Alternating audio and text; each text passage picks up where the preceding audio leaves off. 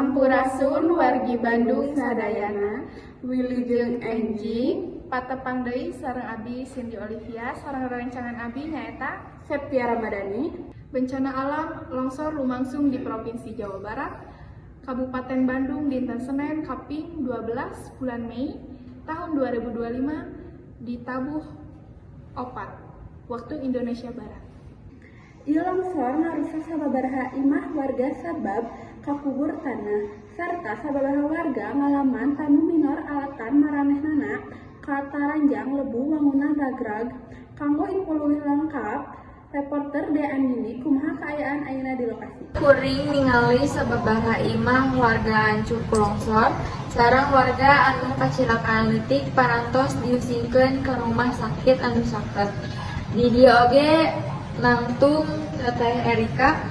Teh kumaha damang? Alhamdulillah sae. Rupi anjeun terangkeun kronologis kajadian eta teh. Kajadian harita kuring nuju sare. Terus ujug-ujug kadang suara nu kacida gedena di luar disosong ku kuring. Aipek teh pas ditinggal keluar ternyata tanah tes longsor. Terus aya sababaraha bumi tatangga anu katimbun ku taneuh. Mohon go hatur nuhun karena pedaranana. Balik deui ka studio. Hatur nuhun deui ka wartawan De Andini anu langsung sumping ka lokasi. Panginten eta sadayana kanggo liputan enjing dinten ieu Abi Cindy Olivia Abi Septia Ramadhani pamit undur diri.